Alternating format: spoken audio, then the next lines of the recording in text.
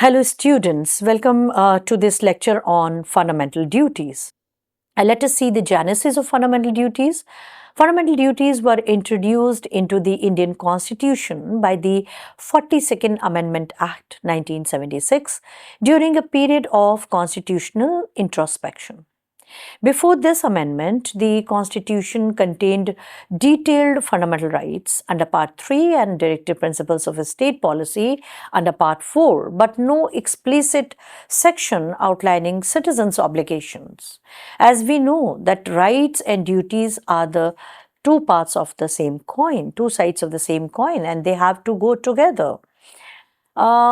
The framers of the Constitution, led by Dr. B.R. Ambedkar, had initially believed that civic responsibility would naturally emerge from democratic participation.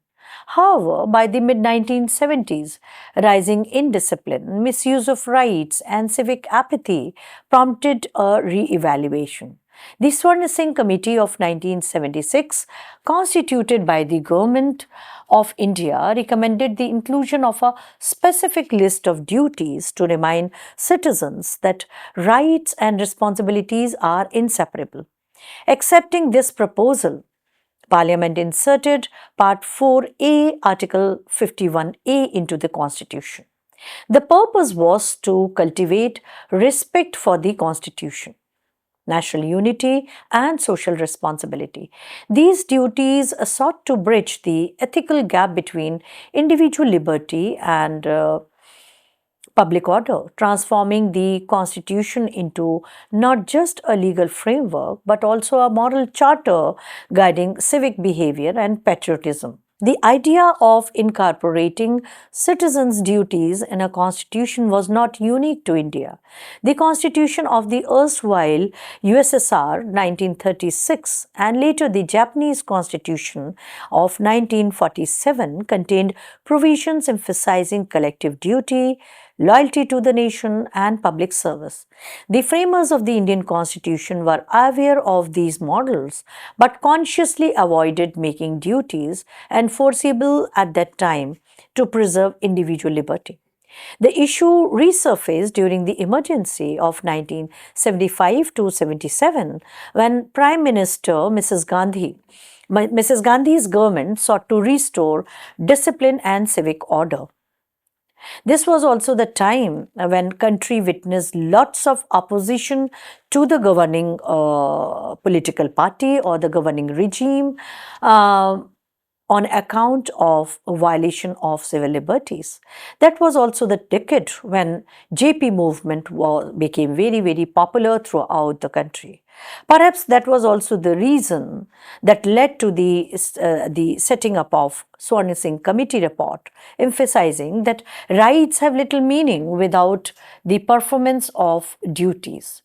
Drawing from both socialist and democratic traditions, India adopted a middle path. Duties were declared fundamental but non-justiciable.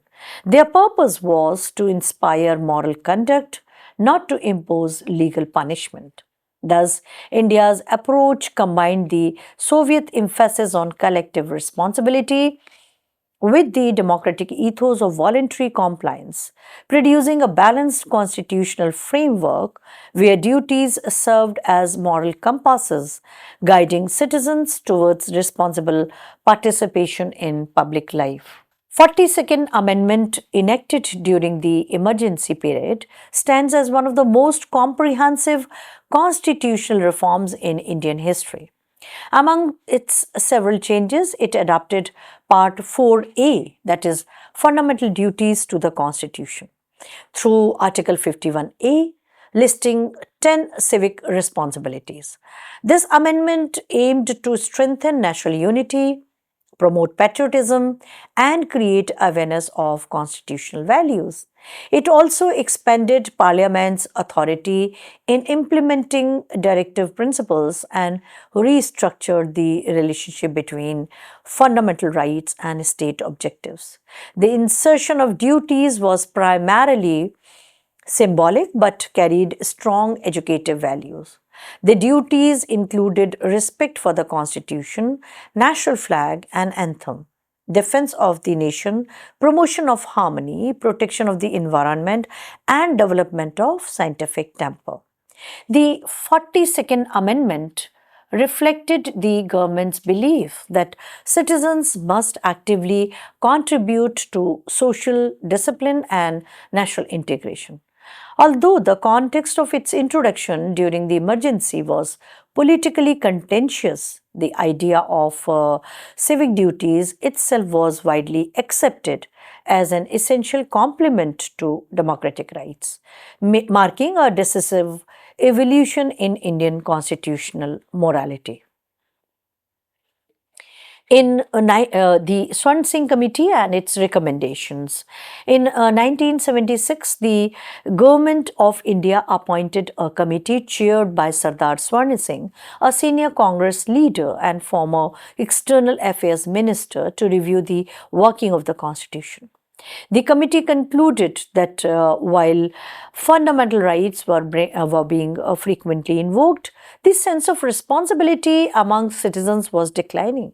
It proposed the inclusion of a separate chapter on fundamental duties to remind citizens of their obligations to the nation and society. The committee recommended 8 specific duties, including respect for the Constitution and national symbols, upholding sovereignty, defending the country, promoting harmony, protecting the environment, and developing a scientific spirit. It also suggested making the non performance of certain duties punishable by law, though this proposal was not adopted. The government expanded the list to 10 duties while enacting the 42nd Amendment Act of 1976. The Swan Singh Committee's report became a cornerstone of India's civic framework, asserting that constitutional democracy cannot survive without a moral consciousness among citizens, thereby integrating ethics into lawmaking. Article 51A, the constitutional text. Article 51A of the Constitution, inserted by the 42nd Amendment, enumerates 10 original fundamental duties that every citizen of India must observe. These are: number 1, to abide by the Constitution and respect its ideals, institutions, and the national flag and anthem; to cherish the noble ideals of the freedom struggle; to uphold sovereignty, unity, and integrity of India. Number 4, to defend the country and render national service when called upon. Then, next, to promote harmony and renounce practices derogatory to women's dignity. Next, to value and preserve the rich heritage of India's composite culture. Next, to protect and improve the natural environment. And then to develop scientific temper, humanism, and reform spirit. And then to safeguard public property and abjure violence. Lastly, to strive towards excellence in all spheres of activity. These duties collectively express the essence of constitutional patriotism. They are moral imperatives intended to inspire voluntary compliance and strengthen national unity, ethical citizenship, and social responsibility. 86th Amendment of 2002 and 11th duty. 86th Constitutional Amendment Act of 2002 under Prime Minister Atal Bihari Vajpayee's government added an 11th fundamental duty under Article 51A subsection K, which mandates that parent or guardians shall provide opportunities for education to their child or ward between the age of 6 and 14 years. This amendment accompanied the insertion of Article 21A, which made the right to education a fundamental right called RTE. The inclusion of this duty reinforced the reciprocal nature of rights and obligations.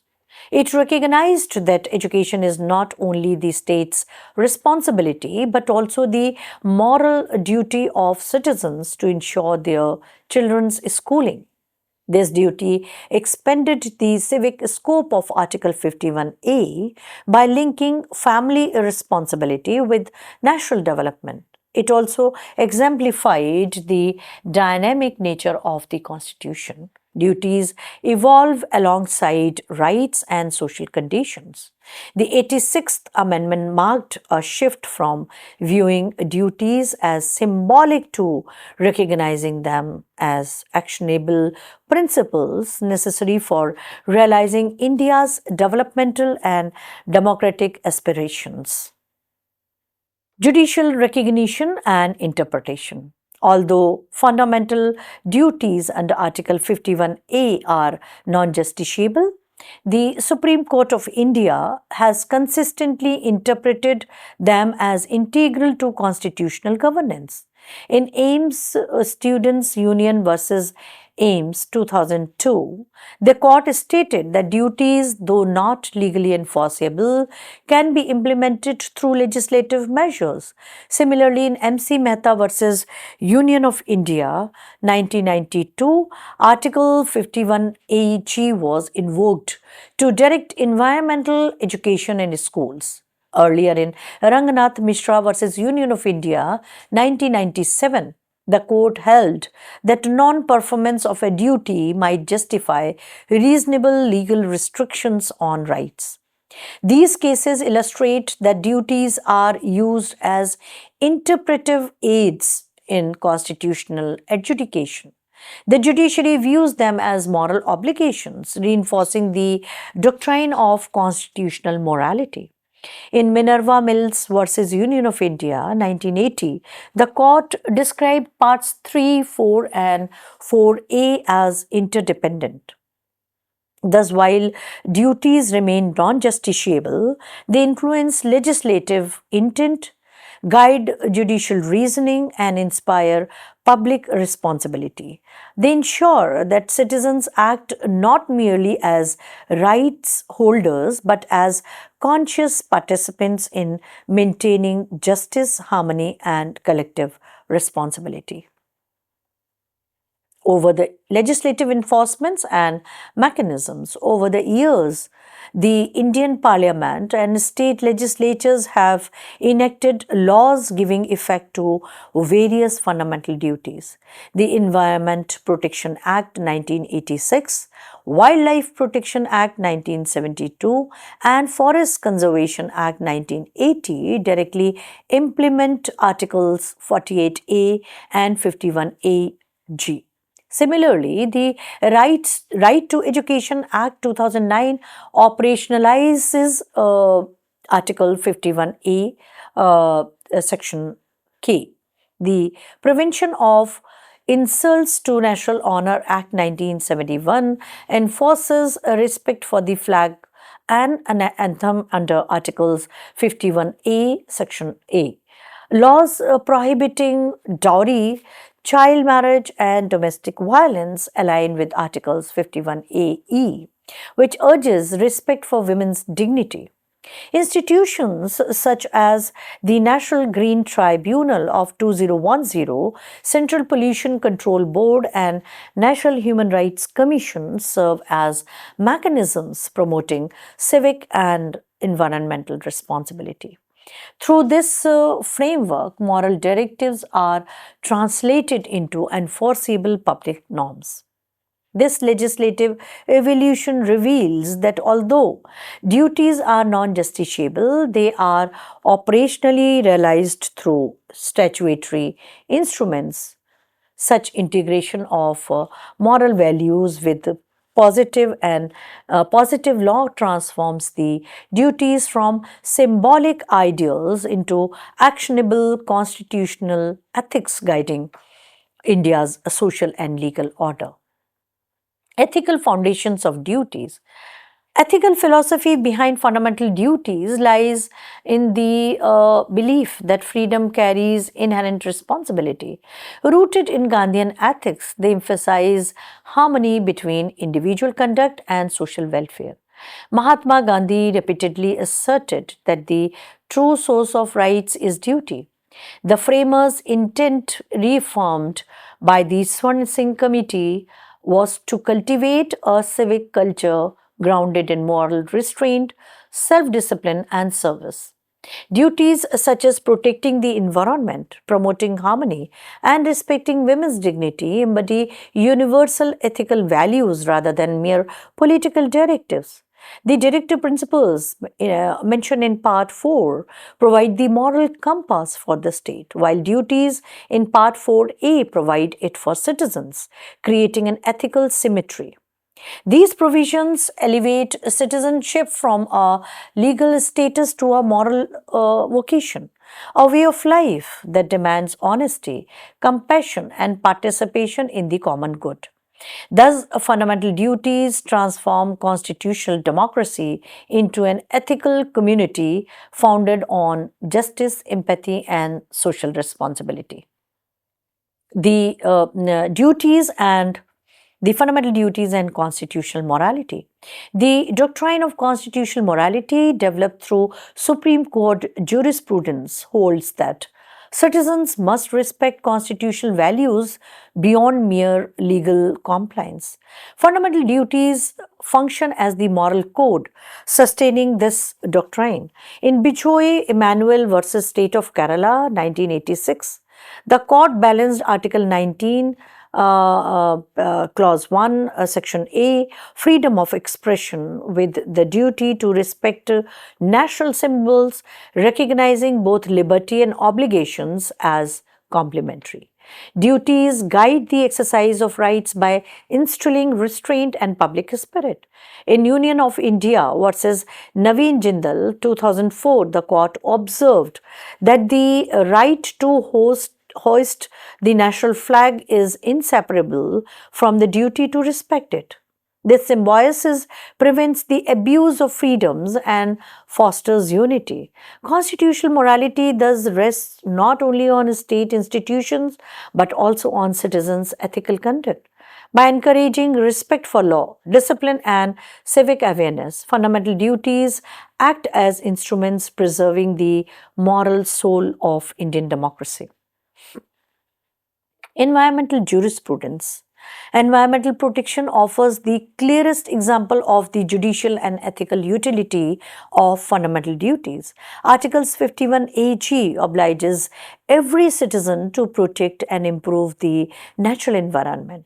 This provision, read with Articles 48A of Directive Principles and Article 21A of Fundamental Right, dealing with right to life, forms the constitutional foundation of India's environmental laws.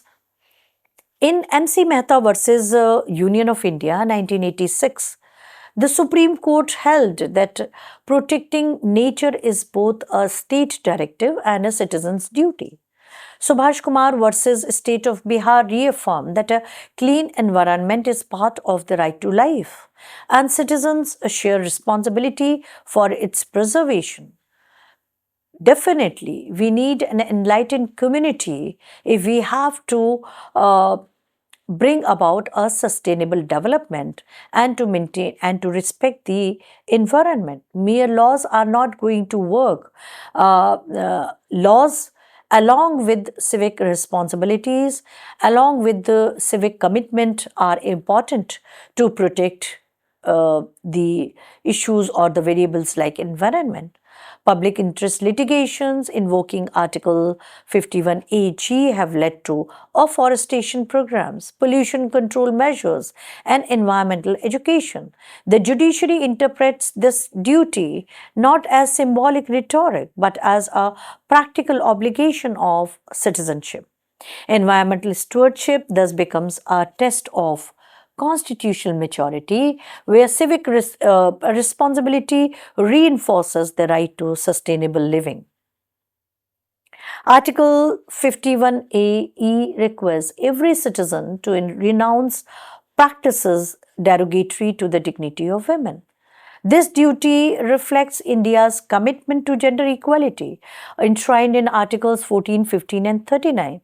The Supreme Court has repeatedly invoked this clause to uphold women's rights and condemn social evils. In Vishakha versus State of Rajasthan, 1997, the court framed guidelines against sexual harassment, relying on constitutional principles of equality and dignity.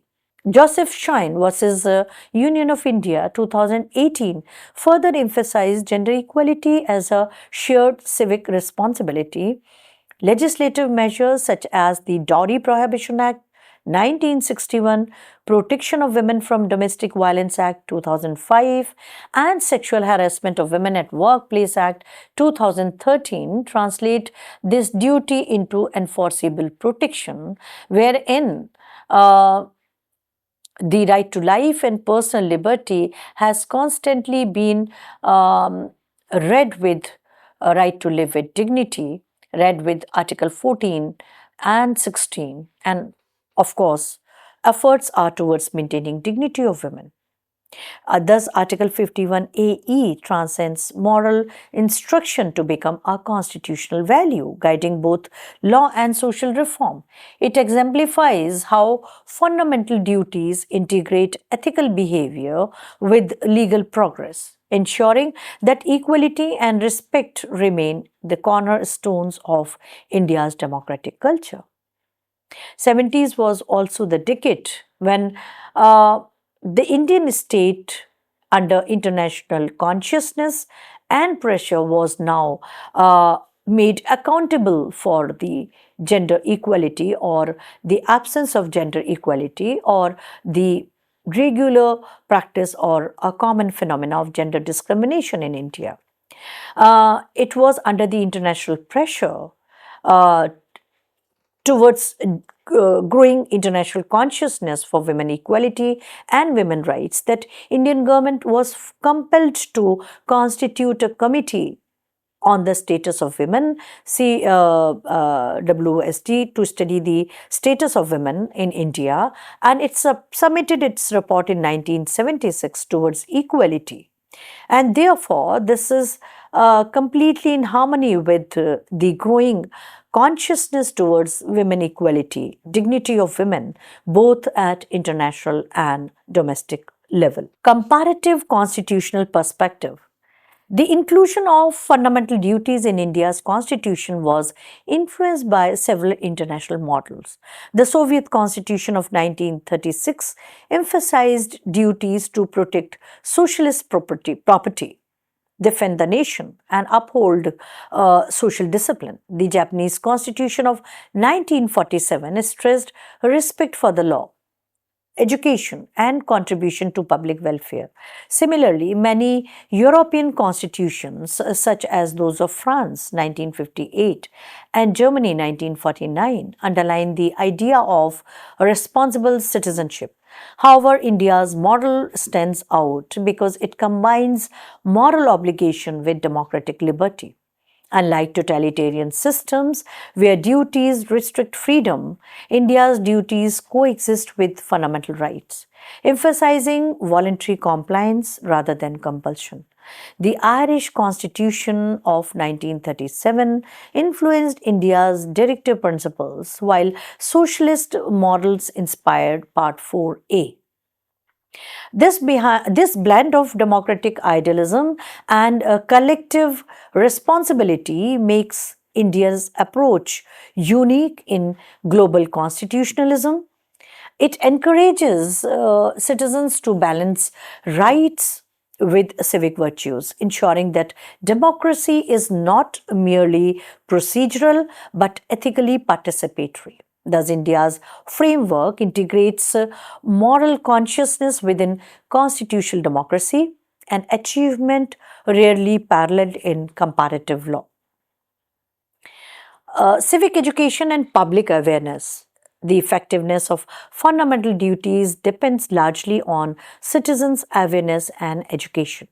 The National Policy on Education and a subsequent National Curriculum Framework 2005 emphasized the inclusion of civic values and constitutional duties in school syllabi. This is rather unfortunate because otherwise, previously, the schools were considered as one of the institutions of socializing values. But the schools later on, with the privatization of education, uh, lost this value or role in evolving or inculcating ethical values, and then we have to insert a curriculum to include civic values and constitutional duties. The Supreme Court in MC Mehta versus Union of India 1992 directed the central government to make environmental education compulsory, invoking Articles 51A-G.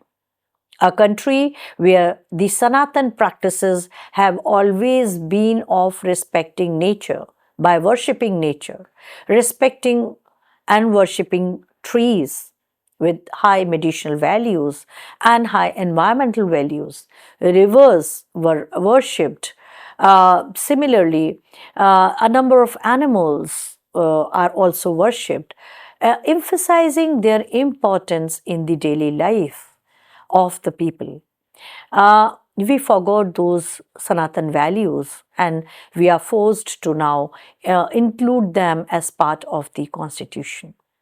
Educational programs such as Constitution Day celebrations, Ek Bharat Shresth Bharat, and National Voters Day aim to reinforce civic consciousness. The University Grants Commission has also recommended mandatory courses on Indian Constitution and ethics. Civic education bridges the gap between constitutional text and public behavior, ensuring that duties evolve from moral exhortations into social habits. Awareness campaigns by civil society and the media further strengthen participatory citizenship. The ultimate goal is to create a generation of informed citizens, aware citizens, enlightened citizens who not only claim rights but also perform duties, making democracy a lived experience grounded in constitutional values. Despite their constitutional importance, fundamental duties face several challenges in practice. Being non justiciable, they rely heavily on voluntary compliance, which limits direct enforcement. Public ignorance, low civic literacy, and political polarization weaken their observance. In many cases, rights are asserted without acknowledgement of corresponding duties, leading to imbalance. Furthermore, rapid urbanization and technological changes have eroded traditional forms of community responsibility. Legislative and institutional measures often exist but lack effective enforcement mechanisms. National Commission to Review the Working of the Constitution 2002 observed that fundamental duties have remained largely neglected in civic life. To overcome these challenges, experts recommended integrating duties into governance, audits, school curricula, and social campaigns, strengthening moral education, community service programs, and citizen participation in local governance can rejuvenate their relevance. Only when citizens internalize these obligations can the spirit of Part 4A truly materialize in everyday public conduct. Contemporary relevance and global context. In the 21st century, fundamental duties have gained renewed importance amidst globalization, environmental degradation, and digital transformation. Duties such as protecting the environment, promoting harmony, and upholding national integrity are vital for maintaining social cohesion. The rise of misinformation, intolerance, and civic apathy underscores the need for ethical citizenship. Moreover, global frameworks like the United Nations Sustainable Development Goals (SDGs) align with many Indian duties, particularly environmental protection, gender equality, and education.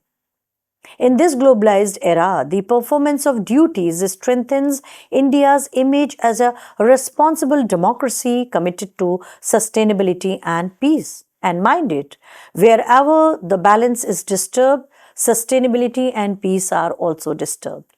The judiciary, legislature, and educational institutions increasingly invoke these duties to address contemporary challenges like climate change, gender justice, and digital ethics.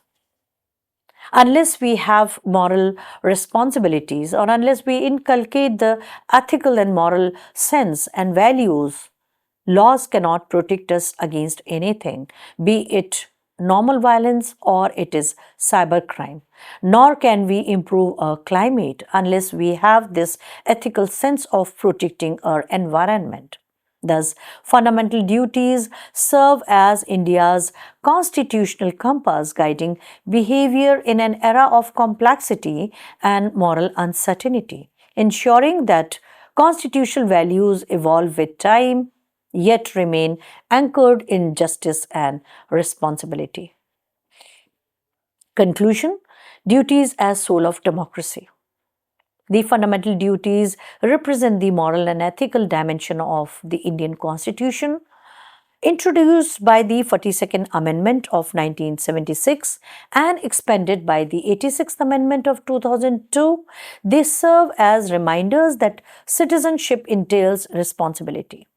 Go back to the ancient Indian political thought and go back to the ancient Greek political thought, and you will always find emphasis on duties rather than citizen. The Platonic concept of justice is performing duties. When everybody is honest to their own station and perform their assigned duties honestly, the justice prevails. Similarly, Sanatan practices also talk about dharma. And dharma has nothing to do with rituals. It means living a life of righteousness, virtues, morality, and ethics, and your commitments and duties towards yourself, family, society, and Brahmand, that is the universe. Over time, courts have elevated these duties from moral exhortations to guiding principles of governance. Legislative initiatives, educational reforms, and public movements continue to give them practical expression. They complement fundamental rights, Part 3, and directive principles, Part 4, forming a triadic system where freedom, justice, and responsibilities coexist.